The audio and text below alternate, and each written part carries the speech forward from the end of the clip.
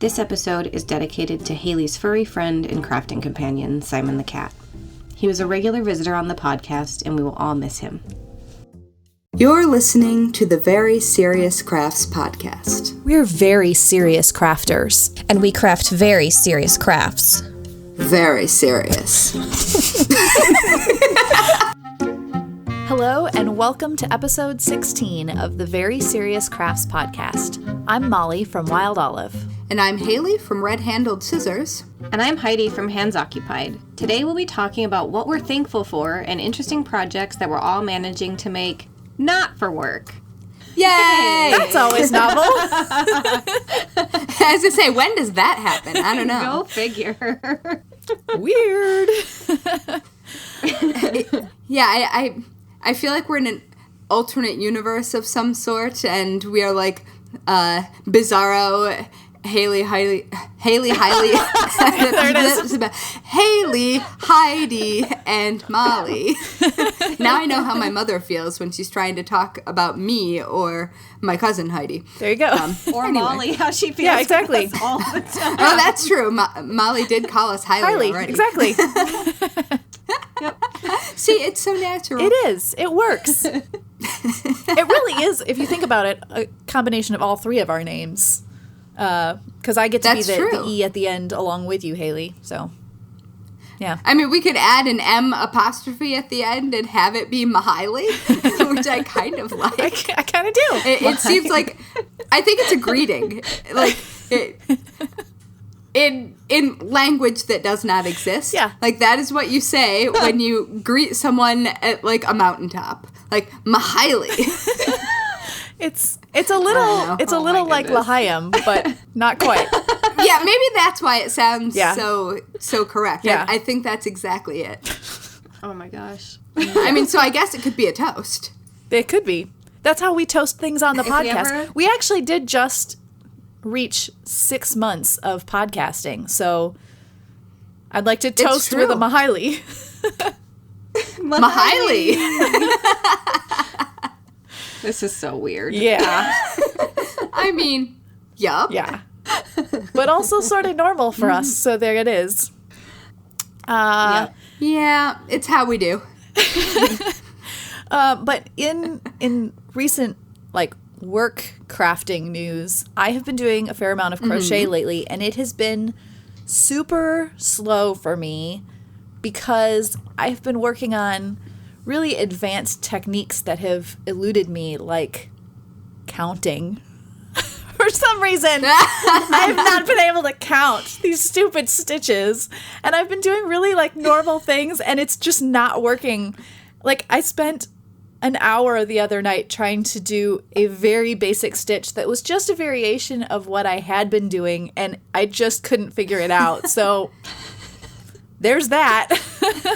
Were you getting, like, the beginner wavy edges and all of that excitement? I couldn't even get that far. I was foundation chain stuck. And then I was working on a different pattern, and I was making shells and putting in too many treble crochets, and I was just all over the place. But counting was, in fact, the common thread there, or yarn. Boo. Oh, man. Yeah. I have been doing a huge amount of fabric shopping recently. Sorry. I have not been failing at basic crochet. I have actually been winning at basic crochet, which is a thing that I have not picked up in a while because I'm working on a project that has been abandoned in my unfinished objects bin for, I don't know, Yay a long for picking that up. Yeah, and I've also been buying all of the fabric in the past week because, well, Molly, you came into town and we had to go to the fabric and yarn stores. Of course. And then a friend of mine came in for my book release party, and we hit Mood Designer Fabrics, which is one of my local fabric stores, which is a weird thing to say about, like, Yeah. a tourist destination fabric store. but I had sort of forgotten just how much stuff was there. So Yeah, it's pretty epic so there. that has been a thing. Yeah, and I, on a sad note, I feel like I should let you guys and also the listeners who have been following us on social media and listening through, who are familiar with my Simon cat, who is my most favorite creature in the universe. He passed away yesterday, and I'm having a little bit of a rough day. Yeah. But it's really nice to be able to also talk to you guys and think about crafts and just be out of that headspace a little bit. And so that's a thing. Yeah. That's a thing. Yeah. So Heidi, what's going on with you? On that note, Here, Heidi, super follow that. uplifting. Well, now I just feel like a bully for what I'm about to say. I might have moths, you guys. No!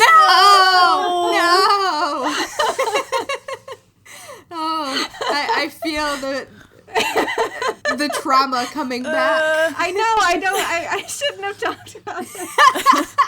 And I think I was just shouting and just peaked all the audio on my track. Sorry, everyone. I mean, it's a terrifying thing. A mothing. Yeah. Is. Oh no! Son of a moth. So what's going on? What are the signs you're seeing? Moths. You're seeing moths. Well, Moths. So what had happened? oh no! Well, what has happened so far? Because I am paralyzed with. Well, I've also been a little bit sick this week, and just dealing with life has been a challenge. Yeah. Everybody's had a bit of a week. I think Haley wins that award. Yeah. But I do not want that award. I refuse it. fine. But yeah, a few days ago, before the last 24 hours have happened, I look at the hormone-based moth trap that I had put in my studio space in my house, and I put it up like a good, very serious crafter at Haley's suggestion. And the other day, I'm like grabbing my needles that are near where I have it hanging, and I was like, there are 4 moth bodies in here, and they look like the small ones. No. And so I immediately text Haley a picture and the word help. And in all fairness, it's entirely possible that they're pantry moths. I can't be sure, but they might be. I don't know. That's the delusion I'm laboring under. Yeah. I mean, I wouldn't labor under that delusion for too long, Right. just in case. I mean, so there is, I did a pattern with some Lopi yarn I brought back from Iceland. I did a bulky Lopi tote, like a purse. Yeah. And so that's 100% wool, and it's laying on the table next to where this trap is. I examined that really closely. I don't see signs of eggs or holes on that. And then I checked the other bug traps that we have just for, like, fruit flies and stuff. Yeah. And I don't see any on that one, but that one's not a moth trap specifically. I'm hoping it's nothing, but this weekend's project will be facing the music. The moth music. And I mean, unfortunately, the thing you've got sitting on the table isn't where they go. Yeah. They like to be in dark things in folds. And, I mean, the only time I ever really found them on something that was sitting out is, and, this is kind of gross and kind of embarrassing as a housekeeper. But I had an in-progress quilt that was sitting on my work table that my Simon cat had decided was not like the other things, and therefore he would sit on it. And it was a personal project, and so it was a thing that I moved out of the way to work on actual deadline stuff, and this was during the mothing that we have heard about in previous episodes, and that was the only thing that was sitting out where I found something, and it was on the inside, folded over where there was cat hair. So I mean, just to inject a little unfortunate reality, it isn't that I think you necessarily have, like, for real have a problem, because you, like, if you are catching it very early, because you put out hormone traps, which is the thing to do, it's the right thing, then it is very likely that even if you have a skein that was compromised, you've got an isolated issue. Mm-hmm. Yeah, the thing I'm terrified of opening are the 3 20-gallon Rubbermaid tubs where I have all my samples stored. I keep cedar in there, like cedar wood, but that's what I'm really scared of opening. Honestly, if they're sealed, unless you had a compromised, like, unless you were knitting with a compromised skein, and you probably would have noticed. Yeah. Those are probably not the things you need to worry about. That is not what I'm worried about. In my area, that's, like, the stuff that is considered pretty safe. Okay. So fingers crossed. Yes, fingers crossed. I also have a mental image. I wish I could draw, because I have this mental image of me, like, knitting with, like, little bugs flying around as I turn my work. Maybe I need to draw a tiny cranky Heidi instead of a tiny cranky Haley. Well, okay, this episode comes out the week of Thanksgiving. Happy early Thanksgiving, everyone. Thank you. So, Molly, what are you thankful for? That'll be the positivity we have today. So, a thing that I probably have said this to death, although I don't think I've said it on the podcast. Certainly I've shared it elsewhere around the internet. A thing that I'm thankful for is a lesson that my mother taught me very early on. But, I mean, okay, she started trying to teach me very early on, but it probably took at least 20 years before I understood this, is that the process is more important than the product. She taught me this lesson by getting rid of things that I made all along the way, like, you know, hey, Mom, where's that picture that I did a couple weeks ago? Well, I threw it away. Oh, okay. Thanks, Mom. And then that's kind of liberating. It absolutely is. I wish that I could be better about that now than I am. But the idea was that if you enjoyed the process, that was the important part. So you don't need to keep all of the things that you've made. Again, I'm still working on that part of doing that. The other day, she was pulling out all of these Halloween things that I had made, going, why do we have this? And where is this from? And you have to stop making so many things. She says to her daughter, whose job it is to craft. I think the idea is there should be, though, make the things, but let's not keep them all. Anyway, she's not wrong. Right. But anyway, this idea of enjoying the process more than the product makes it so that you know, not that you don't make things of quality. You know, you should still want to make something that is worth keeping. But if you're not enjoying making it, then what's the point of it? And also, it makes you really relax about certain kinds of things. For example, in just a couple of days, I will be doing a tie-dyeing project with, 6 or 8 middle school students, which I know if they're listening right now, just my girls know that I really do love you, and that's why we're going to be tie-dyeing together. But this could be scary. Yeah, so the shirts will turn out as they're going to turn out, and as long as we all have a good time working on the process of tie-dyeing these shirts, that's all that really matters. But that's true for any kind of crafting with children. Have you guys done a lot of... Oh, tie-dyeing, though. It's such a mess. I know. Having been a public librarian at a... Yeah. chronically understaffed branch of Chicago Public Library on the South Side, I have done a variety of things with children. Yeah. With a variety of supplies or not supplies. Yeah, and sometimes... Lots of trash. Yeah. Sometimes the process is not the most pleasant, but if they are enjoying it, that matters. I did Sharpie tie-dye shirts with my teens once. That was cool because I could do that indoors. Yeah. It's when you and then you draw with a Sharpie and then you use like a pipette of rubbing alcohol as a dropper. And they expand, and it teaches kids a little bit about chemistry, too. yeah, that's fun. I've done that. I wish we'd had this conversation before I bought all of the dyeing supplies, because that might have actually been a better opportunity, a better way to do this. All right, thinking about that one now. Can I give you a tiny bit of advice, just in case you Yes. have not already thought of this? You know those big blue tarps that you can get at the hardware store for, like, covering your boat or whatever? Yeah. Get one and put it down, and then you can wrap up the entire mess and throw it away, but get one of the thick blue ones, because if you just get one of, like, the thin painting tarps, Yeah. it will rip.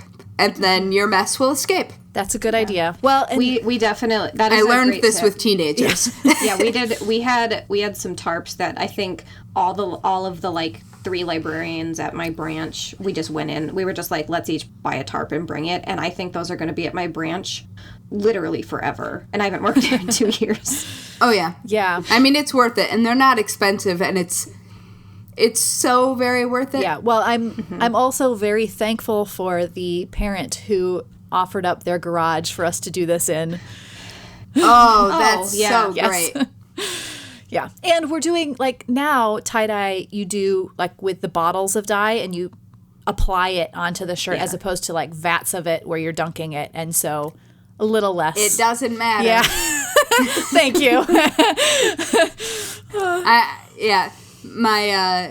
My niece and her best friend, when they were teenagers, came to visit, and we did tie-dye in my living room and with the squirt bottles. And, well, in order to get things as saturated as you want to, you need to be real sure. Oh. I don't think that my hardwood is dyed anywhere, so.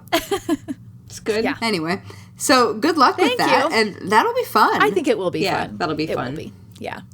And And that's I the mean, point, the kids yeah. will have a lot of fun. Yeah, I mean, that's really the point of it. I had different ideas in mind for things to do to get together, but this is what they wanted to do, and this is about them and their excitement for this. So, hey, we will. And we'll it's tie-dye. like what they want to do. Yeah. That's half the work. Yeah, exactly. Yeah. So I think That's like all the work. well, yeah, we once had a slime party together as well, and we made slime together. And again, it was Yes. it was Why can't I come to your parties? same parent actually hosted this, and they invited us back again for another mess. But it was You must have cleaned up really well. actually there was a point where I was afraid that we were going to be calling a plumber because the girls wanted to like wash like excess slime bits down the drain, and I was like, no, stop, no. But again, the process of making slime is so messy and crazy, and the resulting slime was so, but they had so much fun. So, how about you? What crafty or not so crafty thing are you thankful for? I love that it's like we're going around the Thanksgiving table. This is perfect. We're so wholesome. We are. So wholesome. So the thing that I am thankful for is that my friends and family all teamed up to make very, very introvert me have a really, really good book release party for Improper Cross Stitch. Yay! My mom flew in from Michigan so she could help, and we baked cupcakes, and my husband made sure, like, I now am the proud owner of a gigantic book cover that it's huge, that I have no idea where I'm going to put it. So all of my friends and family came together and knew that it was going to be really hard for me to, like, I'm not a big party person. I'm not a big crowds person. But it was really important to me to have a book release party for Improper Cross Stitch because it was my very first book, and I felt like I would be bummed out if I didn't do it. And so Brooklyn Craft Company, which is a store and sort of workshop space in Brooklyn, Not to be hosted my event. confused. Not to be confused with the Brooklyn Bunting Emporium. It is not the Brooklyn Bunting Emporium, but I think they might be next door. So they very graciously hosted, and it was really great. There was standing room only. Oh my goodness, that's awesome. In the place. Not for all of it, but like at the height of the event, there was. Like, the place was filled, and I didn't know 2/3 of the people there. Oh, my goodness. So it wasn't just my nearest and dearest coming. And people came, and they were excited, and I signed books, and people were making things. I did a little stitch your own cat or stitch your own dog make and take. And people were just crafting and hanging out, and I looked around, and like, all of these people who didn't necessarily know each other were all sitting around a table or standing around, like, half of them were sewing. And it was really good, and I was really nervous about it. And I am frankly quite relieved that it's over, and so thankful for how great both my friends and family and also just the public made me feel. It was not at all what I was expecting, I guess, because I was being, pessimistic in the way that that people who are nervous about things are pessimistic. But people came, and they had fun, and they made things, and it made me feel really great, and I'm very thankful for it. That's awesome. I wish that we could have been there for it. We were cheering you on. You were almost there, Molly. I was almost there. So you were close. like, what, 2 days? 2 days earlier? But really, the thing that I want to know is, how did you sign all those books?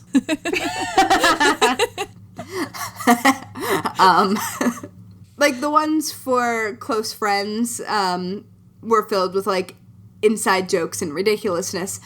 But the ones that I signed just as my standard was basically happy effing stitching,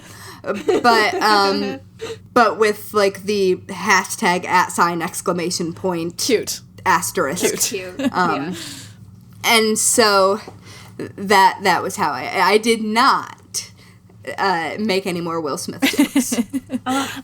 Dang it. I'm also now suddenly. I did talk about that on the podcast, yes. right? Yeah, you did. Yeah. And I made one of those quotes for social media too. Like, oh, right. That's Yes. right. Yeah. All right. I had to make sure that lived on forever. And I didn't even share it on mine because, my life has been crazy for the past 2.5 months. But I'm also realizing I'm going to catch up on that. when I came to see you, I didn't bring my book with to have you sign it, and now I'm all disappointed. So I'm going to have to come back again. Well, Did you say a curse word when you remembered you didn't have it? No, because I just didn't it was Molly just say now. a curse word? It was while we were recording. I have words for you. How about blast That's right. or concern it? Those are my favorite. Curses. Well, I just need to go to Chicago. Yeah. Yeah, you do. I mean, I'm the one who's not at least within travel distance of, reasonable travel distance of the two of you. So I need to come to Chicago. That's all there is And to have it. Heidi and I gotten together Or- since we started a podcast together? No. We're like an hour and a half away.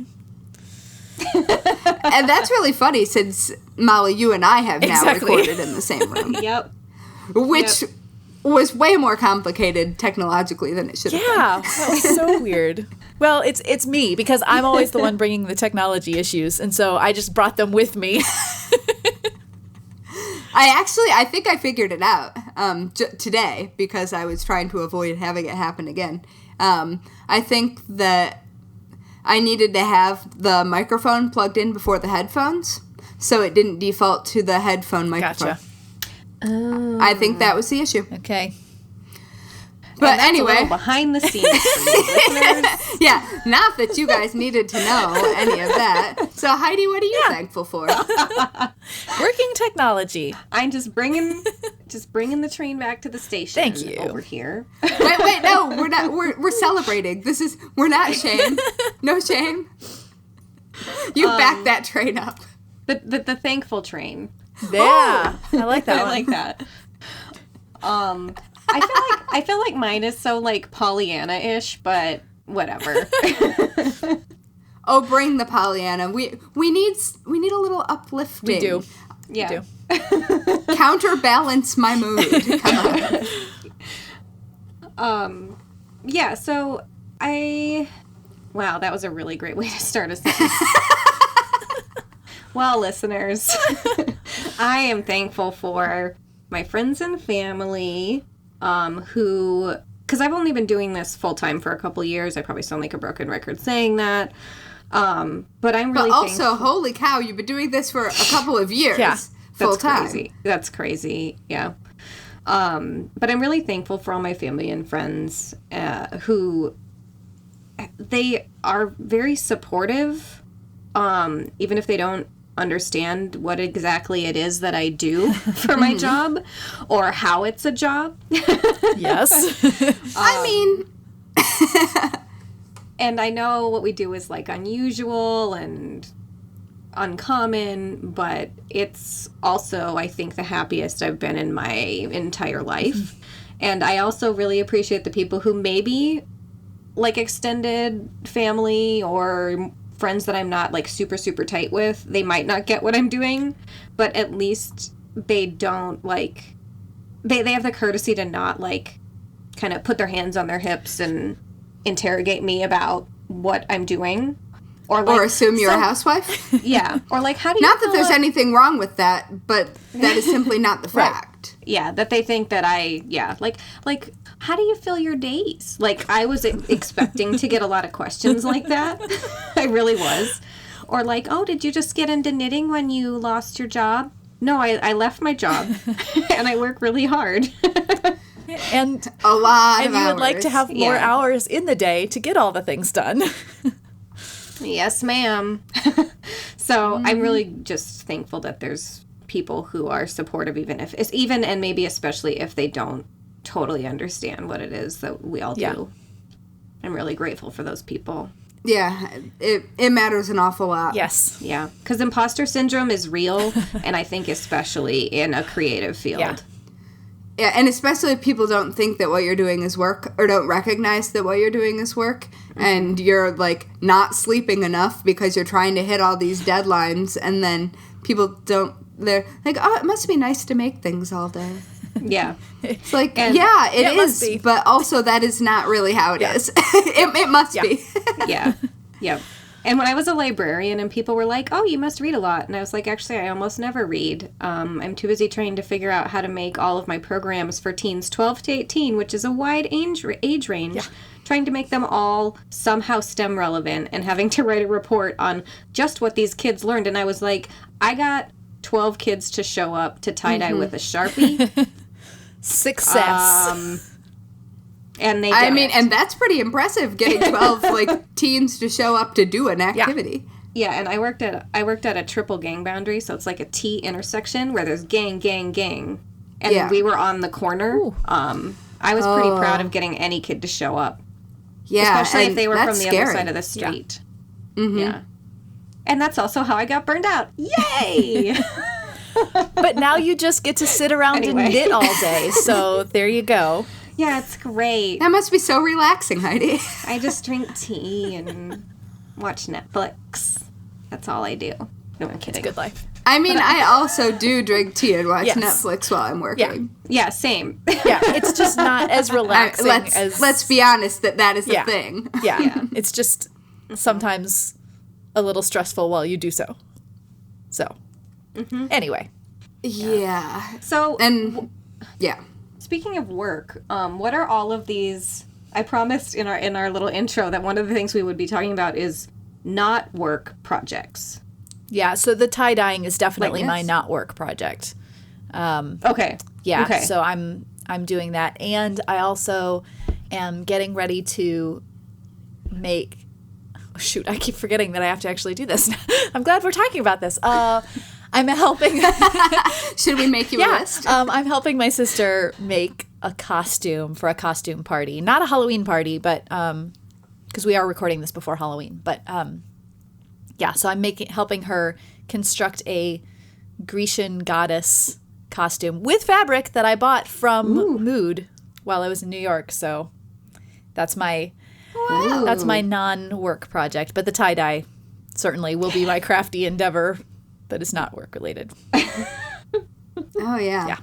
Well, I'm just impressed that you found something at Mood while you were here. It's almost impossible to find unless you're looking for something very, like, not so specific that you need an exact thing, but unless you're looking for a reasonably narrow, very specific thing, it's almost impossible to just browse in Mood. Yeah, it's because there's just there's so much. Although I have found beautiful linen fabric that I just stumbled upon and bought for embroidery, and that has worked out really well. But the linen section's actually relatively it is. manageable. That's like the kind of like the smallest area where you can see the most of what they have in one place. But yeah. Yeah, and the tech fibers are right behind it, so it's not necessarily stuff that it's not distracting. And not overly crowded. Unless you need tech fibers. Yeah. As someone who is very Midwestern and has never been to Mood, all I think of is Project Runway, and I assume that the only way you're allowed to shop in that store is with an escort from Tim Gunn and that Boston Terrier that they have. Swatch! Swatch was there. Spent quality time with Swatch. He was all passed out in the middle of... Yeah. In, like, the highest traffic area Exactly. possible. Swatch was passed out in the middle of it, like, full, like so completely passed out that he didn't even move when people walked by. Yeah, he was at the base of the stairs full when I was legs there. out. And I was just like, oh, dog, it's a good thing that everybody knows that you're Swatch. Swatch also came to Comic-Con, so I got to see him there as well. Because I went to Comic-Con and totally geeked out, and it was awesome. But anyway, we're getting way off topic, as we do. Cute. I mean, Swatch is kind of on is. topic. He's so cute. He lives at Mood. Well, he doesn't live there, but... He practically does. He looked like he was... I don't think he lives there. no, I assume he does, home. because I've been there when he was not there also. But anyway, Haley, so what has been your non-work related project you've been working on? My non-work related project, well, I've been working on two. That crochet project that I mentioned, which is, I think, called Hotel of Bees. It's a shawl. I've been working on it forever. I've mentioned it before. So I'm working on that. But I am about to start the Professor Meow sweater. And I can't remember if I may or may not have mentioned it before, but I ordered it as, like, my palette cleanser. I ordered the kit from Nitpicks as my palette cleanser for, like, finishing the book release party, and I was on a tight deadline for another book project, and so this is, like, my just for me ridiculous short-sleeved cat sweater. Sweater for people. Wow. Sweater for people with a cat on It's it, so not sweater cute. for cats. Such a cute pattern. And it's really cute. And so I'm going to start it this week, and it's by, in case anyone's interested, Claire Slade. And she, as far as I can tell, wrote the pattern for Nitpicks, and you can get it as a kit, and you can get it in multiple colors. As a kit in multiple colors. You can also just get the PDF pattern if you've already got stash. But I decided, I've never actually ordered a knitting kit before. Because I'm sure that I have been sent kits from companies, but I've never ordered a kit because I wanted to make it. And so I ordered it, but then realized when it arrived, when I went to start it in like my taking a deep breath day after the party and after my mom went back to Michigan and immediately before my cat died, I had like this moment of, I'm going to start this. And then I didn't have the right size knitting needles. So Of all the things. I don't know how I didn't have what? It was a totally normal size of knitting needle. Anyway, I ordered it. It exists. I also accidentally ordered the you know how we were talking about the Flexi Flips? Yes. By Addie, the like weird DPNs that are also like very, very short circular needles. Yeah. So I thought I was ordering those in the size, but it turns out I was not ordering those. I was ordering an entirely different brand because Addie doesn't make them that big. Oh. And so then they showed up and I was like, what? What are these? And because they're a plastic tip, and so I'm gonna see. I will report back on those, and if I like them, I will disclose the name. Okay. Yeah, but so I'm making that, and I'm super excited. And I would like to know what color you got your sweater. Oh, I got it in the original color, so it's sort of like the body of the sweater is light grayish with it's a warm gray, Okay. so it's not quite tan, but and it's very, very light. And then the cat is like a charcoal gray color. Mm-hmm.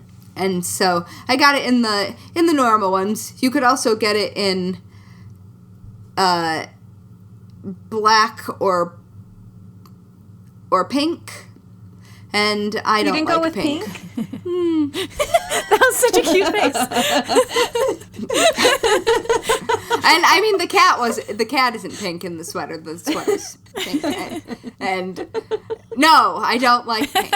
And so I did not get the sweater in pink because the original was the colors I would pick. And I usually, like, if I'm going to do somebody else's pattern, I usually feel inclined to put my own spin on it. But now I am making this sweater from the kit exactly as it is on the tin, and I am so excited.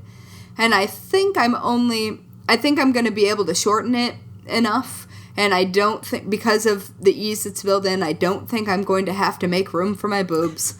Yay. And if I can make a wearable sweater out of this kit, I will be delighted.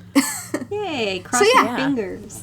Yeah, so I'm doing that, and I'll let you guys know how it's going, because it's adorable, and I'm sure I will post a million pictures of me if it's wearable. Yeah. That's funny. Well, my other topic that I wanted to talk about isn't, I guess it's something I'm not making for a deadline because I made it in the past as a child. I think that counts as not for a deadline. So our episode 13 of this podcast, which I think we've gotten a lot of really good feedback on, and it was childhood Halloween costumes. So apparently I'm still on this tear. Well, I mean, you and all of us, because I know where you're headed with this. Yeah. So if you followed along on social media following the release of episode 13, you'll have seen several photos of the three of us in various homemade or partially homemade Halloween costumes. Yes. And can I just say that Annie costume that you were in, Molly, is the cutest thing I have ever seen. Well, it was thank so you. cute. That was not handmade, by the way, but it was. It doesn't matter. It was the if cutest I do say thing so I've ever myself, seen. that was probably one of my cutest Halloweens. And I don't know if we said this, but my dad dressed as Daddy Warbucks that year. and like complete with a skull cap, and he was like in tails and everything. Oh taking my me trick-or-treating. goodness. Anyway, we're like, That is yeah, I don't want to take us off. amazing. Everyone should go to our Facebook page and look at this photo of Molly. Anyway, Yeah, sorry, sorry. Heidi. No, you're all good. I am on Sudafed, so I'm fine. Whee! Yeah, exactly. That's pretty much how I feel. So when I was a kid, apparently I wanted to carry the wearing a costume spirit through the entire holiday season, not just Halloween. And I, every year for a few years, would show up to Thanksgiving dinner at my grandma's in a pilgrim costume that I put together. Yep, guilty also. Which is so weird! I definitely wore this costume to school as well. Well, I also had a pilgrim costume. I didn't make my own though, We're Heidi. so My mom made it weird. for me, but I don't know anybody else who had a pilgrim costume as a child, and now here are the three of us. And Yeah. all three of us. And I mean, I will say that we as adults are not unaware of many of the problematic things associated with the pilgrims and Thanksgiving. Correct. So we are Yeah. very much aware that though this is a cute and funny childhood memory, it could cause some people to feel uncomfortable. Because we are aware of the implications and also of the native population that was there and directly impacted. Correct. Thank you. Yes. But, yeah, so all three of us are weirdos who Yeah. dressed as pilgrims for some reason. Tell me about your bonnet. Yeah. Well, so the bonnet was origami. I had like a nurse's hat that was done in origami, and I was like, this looks just like a pilgrim lady hat, obviously. Yes. And I think that was the basis of my costume. And then I wore like a white button-down shirt that must have been from like a church outfit or something, because it looked like it fit me. And I think in the in the photo that I know I have and will also post on Instagram and Facebook, the shirt appears to fit. It's like a white button-down shirt. Because also that's clearly what pilgrims were wearing while they were building cabins absolutely. and starving to death and being problematic. And then for the skirt, I had an adult size apron that I wore as a wrap skirt all the way around. Okay. And there is a picture of me standing very straight and tall in my little pilgrim outfit, looking very, very chuffed with myself. Oh, So, yes. As you do I, when you wear an outfit. I think mine skewed slightly more Amish. I didn't have anything with buttonholes. My outfit was what would have been on an adult woman, a very form-fitting black dress that I got at, what was the store? It was a mall store. I think Rave was what it was called. And I definitely got it there because that was the only place I could find. I don't remember what research I had done, but I'm sure that there was some. Probably in like the 1954 Encyclopedia Britannica that I had, which I'm sure was helpful. But I definitely, like, my bonnet was on the Amish prayer kopf side of things. Mine, Yeah. mine was probably made actually from a sewing pattern, like a simplicity sewing pattern, if I were to guess. Yeah. Yours was probably the most accurate. Well, I mean, Mine you know, wasn't. and I think it was kind of a muted brown gray color and had a little handmade hat and the big collar and an apron and the whole thing. And if I recall correctly, I was excited about wearing it to Thanksgiving, but I have some cousins and an uncle who aren't always the kindest. And they, my cousins are older than me. Like my aunt is 14 years older than my mom, and so they're significantly older. And they really were not very kind. But most specifically, I remember them calling me a Puritan not a pilgrim, which as an adult doesn't necessarily bother me, but I remember it really bugging me as a child. And I know for a fact that they now, again, as a child, I wouldn't have known this, but as an adult. Like, that's a really funny insight. Yeah, I know. Like, here's the thing. Like, of all the things. I'm quite certain that it would have been a kind of poking at the fact that I was maybe more sweet and innocent, and a Puritan would be a little bit more straight-laced and proper, and that would have been vastly amusing to them. So, but I was like 5 years old.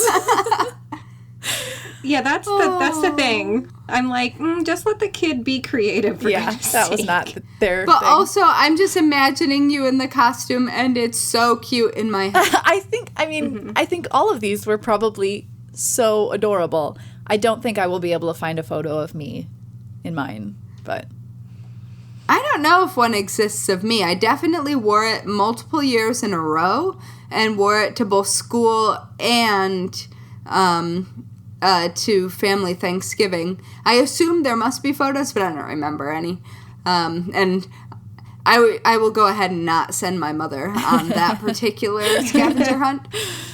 But I was a little bit older. I was in, like, 3rd grade, I think. yeah. So, like, a kid, but not. I was not 5. Yeah. Yeah, I think I was probably like 6 or 7. That was the peak of that phase. And just wait for the Christmas episodes, listeners, because there's more costumes. Oh, yes. I mean, I kind of never grew out of that phase. I just went straight into Gothy High School. Mm-hmm. And so I still had costumes for everything. It's just that was, like, I feel like people got weird costume fatigue. It stopped being noticeable. Mm-hmm. But, hey, you know, unless you got dragged into the principal's office for wearing the wrong costumey outfit on the wrong day, you got nothing on me. I'm a hardened criminal when it comes to wearing costumes to school. I mean, at some point, I will tell you the story about how I accidentally dyed my hair pink and then had my first ever panic attack and also my first ever anaphylactic reaction in my principal's office as I went to tell on myself. Oh, no. Yep. Oh. So, I'm no stranger to breaking the law. Well, then at the same time, I will share my homeschool crafty getting into big trouble experience, because that was the thing that I did. Oh, It's not nearly as I feel like we should threatening make as that. our next episode Getting in Trouble. Breaking the law. okay. Break the law. I can go with that. Anyway. The stories are already coming to mind. It's good. Okay. All right. So now that we have our next episode all planned out, I think we should wrap this one up and let our listeners be all ready for the unofficial Getting in Trouble episode. we have to do it now.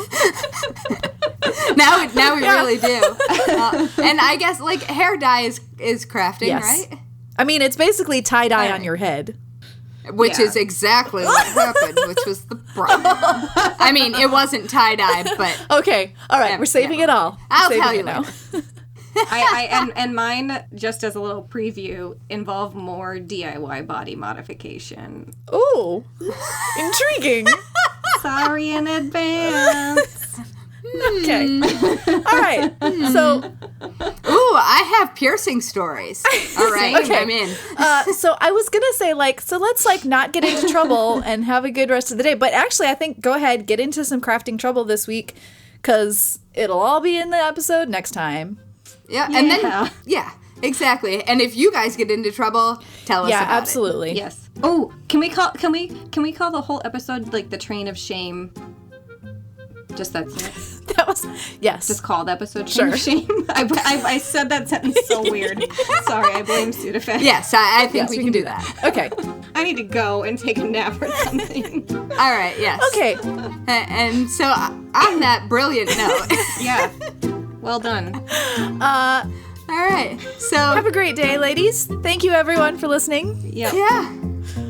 Yes. Thanks, guys. We did Yeah. Yay. it. Bye. Bye. Bye. Loved this episode of the Very Serious Crafts podcast? Head over to iTunes to subscribe, rate, and leave a review. It's very much appreciated.